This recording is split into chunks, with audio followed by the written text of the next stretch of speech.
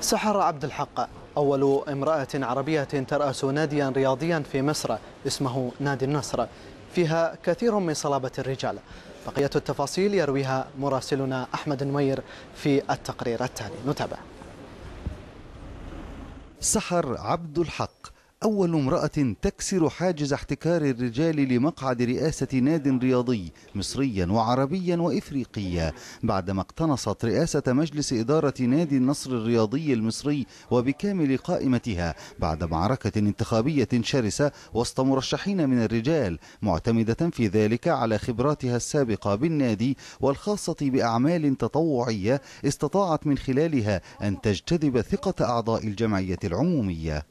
كان في طبعا كتير من المشاكل خضتها قبل الانتخابات، وكانت اول مشكله كانت على طول يعني الناس الرجاله بتقول للرجاله ما تنتخبوش امراه، ما تولوش اموركم لامراه، فكانت دي اكتر حاجه كانت بتحارب بيها يعني. سحر عبد الحق أم وطبيبة ورئيسة مجلس إدارة نادي رياضي، أعباء ثقيلة تحملها، لكنها في الوقت ذاته تؤكد على الوفاء بوعودها الانتخابية في النهوض بمختلف النواحي الرياضية والإدارية بالنادي، والمفتاح من وجهة نظرها لتحقيق أي إنجاز عملي هو بث روح فريق العمل بين المنظومة بأكملها.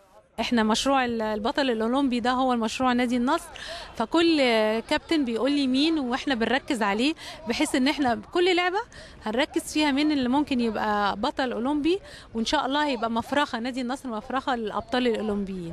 بالنسبه بقى للسيدات، وده كل امالي ان كل سيده تدخل النادي تمارس رياضه. أعضاء النادي رأوا أن رئاسة امرأة ناديا رياضية تجربة جديدة، لكنها ليست الأولى في مجالات عدة أثبتت خلالها المرأة نجاحا غلب في أحيان كثيرة نجاح الرجال. أنا مش شايف أصلا إن احنا نحطها في برواز إن إدارة نادي مختلف عن أي إدارة تانية. التربية والتعليم فيها وكلاء وزارة ستات عندهم بيوت وعندهم شغلهم، في الصحة في كل المجالات. هو مجال جديد علينا، بس إيه اللي يمنع؟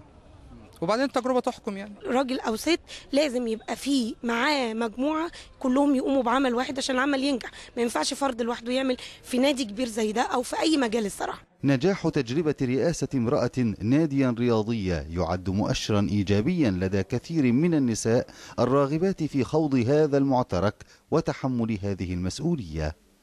على الرغم من التحديات الكبرى التي تواجه الرجال في عبور انتخابات رئاسة الأندية الرياضية، إلا أن السيدة سحر عبد الحق أثبتت أنها أهل لذلك بنجاحها في السباق الانتخابي لرئاسة نادي النصر الرياضي، لتصبح بذلك أول امرأة مصرية وعربية وإفريقية تترأس ناديا رياضيا. أحمد نوير، الجزيرة الرياضية، من داخل نادي النصر بالقاهرة. الآن المرأة العربية ترأس ناديا، وربما في قادم الأيام ترأس بلدا.